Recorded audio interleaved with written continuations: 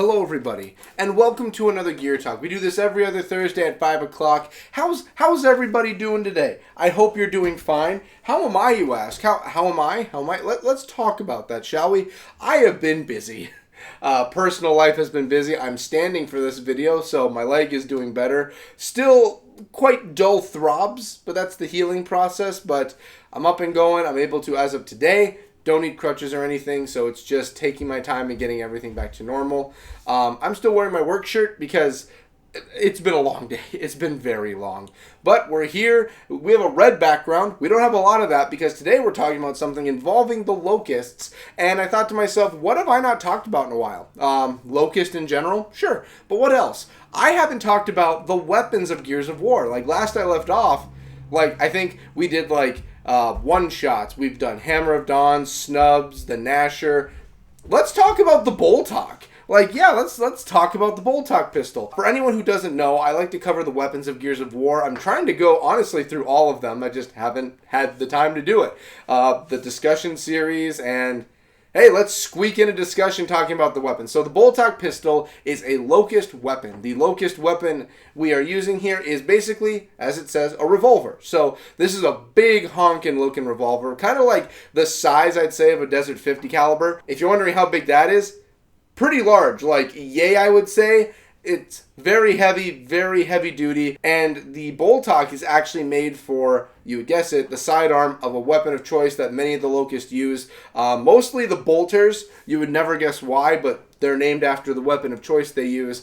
The Boltok is also a 6-round shot we have with a pretty much, not detachable, but it pulls out to the side for the rounds of it. You're able to reload each bullet, reload it, bring it in, and you're all set to go. That's basically how the Boltok works. Now, when it comes to the Boltok pistol, it's interesting, and it's a fan favorite. I'm not going to lie. Everyone loves the Boltok.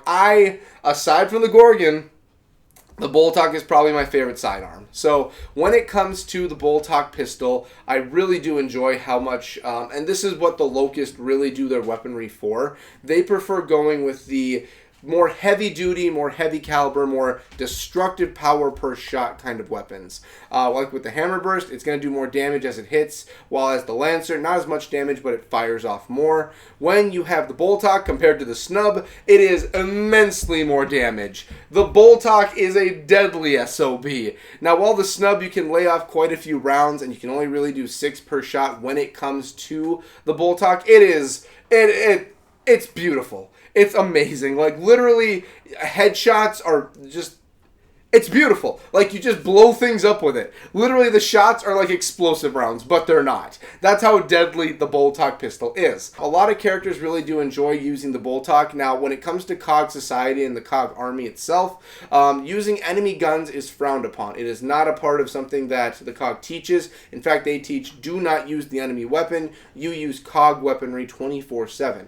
Now, the issue is that when the Locust War happened, they did still hold that very true, even a year in after E-Day, but as the years went on, that rule kind of started losing favor because, A, the Locusts were already scavenging all of the COG weapons, so they were using our rules against us, basically. They said, okay, you're not going to use our stuff, more for us, and we would start to run out of ammunition and everything, and some people, when it came to Kilo Squad, had to use enemy weaponry, so that's what they did.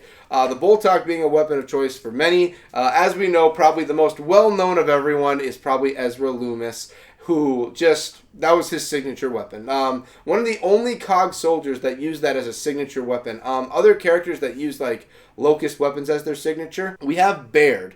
Baird actually did use a Hammer Burst throughout the books, where he preferred the Hammer Burst and how it fired. That was his preferred gun that he liked to use, was the Hammer Burst. You don't see it a lot or brought up a lot, but he did study the Locust a lot. He preferred it. But other than that, you have it where the Boltok is such a powerful weapon that even Ezra Loomis, who was heavy COG, was like, no, you follow the rules of the COG. Was even like, I got this as a trophy for killing a Locust. It's damn powerful. I'm going to keep it. We see this when he saves Cole. We see this when he takes it, he puts it up to a boomer and just kills it. He just kills it in one shot, which is like, damn. And then we have one more character who's very well known Well, we have 2 more characters that are known for it, but one that's very known and one that uses it at one point. The other very well-known one we have is Karn. And Karn uses it as when he's riding Shivlith. He's got a Boltok in hand. So we have it where we have Loomis and Karn against each other when they're fighting. And you don't really get that back and forth, but there's like a minor duality of each of them where it's like, okay, Ezra, who leads the COG currently over at Halvo Bay, and then you have Karn, who's invading, both using Boltoks is kind of symbolic. But anyway, you have that situation, and when it comes to Karn being defeated, the final shot on him is from Loomis with the Boltok right to the head. And say what you want about Loomis. 100% I agree. Say what you will about Loomis. You like him, you hate him, any of that, I understand. I fully get it.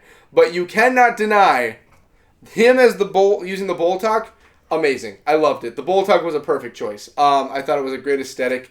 Karn, I thought it was a good choice for him too, although Locust weapon with a Locust makes sense. And the only other time we really get some heavy focus on the Boltok and the story of everything would be when it comes to Dom and Maria. That was the weapon of choice. I remember one more. We'll get to the last one. That was the weapon of choice that was used by Dom to end Maria's life and put her out of her misery. So that was used there. The other character I forgot was Rom. General Rom used a Boltok pistol. This is what he used to execute COG when it came to it. In the original, this is how he does it. In the newer one, he just twists their neck. But originally, he does use a Boltok, and he kills the captured COG with the Boltok pistol that he is using. Basically, if you ever had to put a loadout for like Rom, I always saw it as just like his knife, the portable troika he's basically got.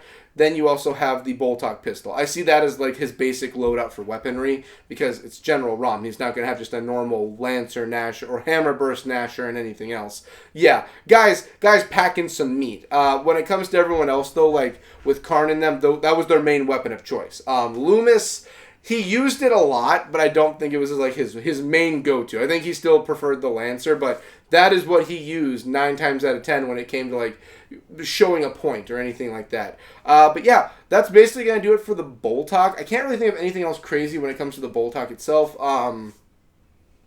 6 shots, extendable comes out. I guess it has a concealed hammer. For anyone who doesn't know what a concealed hammer is, basically the hammer of a gun, when you cock it, you bring it up, and then bang, and the hammer goes back in. With the Boltok, it has a concealed hammer, so it's not visible when it comes out. Other than that, yeah, really heavy duty, really powerful, and it makes a great melee weapon too. So when fighting with it, there is a melee one that I really enjoy using, or an execution, where you turn it upside down and you have the handle for it, which is this thick piece of wood, and you can use that just as a club itself. And for anyone who doesn't know, fun fact about weaponry and guns. And for anyone who doesn't know, I'm not like the biggest gun buff in the world. I just know, like, researching, I just find all this stuff. And I knew this one actually top of my head.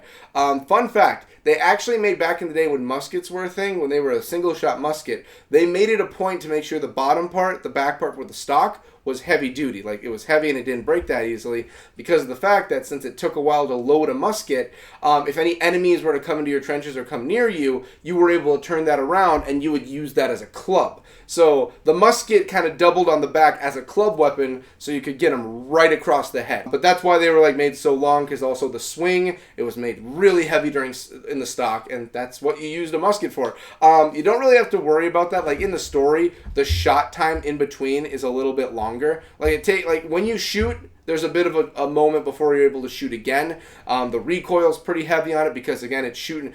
Literally, it can decapitate or blow the body to pieces. That's how strong we're talking here.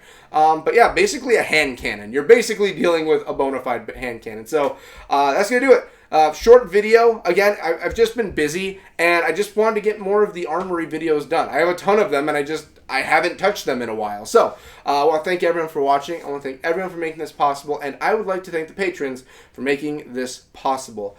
Yeah.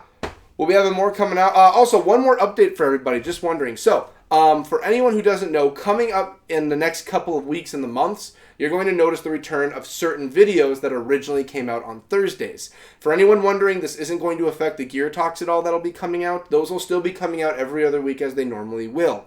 I bring this up because this falls on Thursdays, and we have the shorts that come up every other week right now. The shorts are not going to be taking a back seat, but now and then you're going to be seeing less of them to make room for those videos coming out. So, we're still going to have Gear Talks like normal. Just wanted to bring that up. We're just going to be bringing back some certain videos from the past and finishing up a series that has just been really close to being done. So, again, thank y'all. I love you to death. See ya!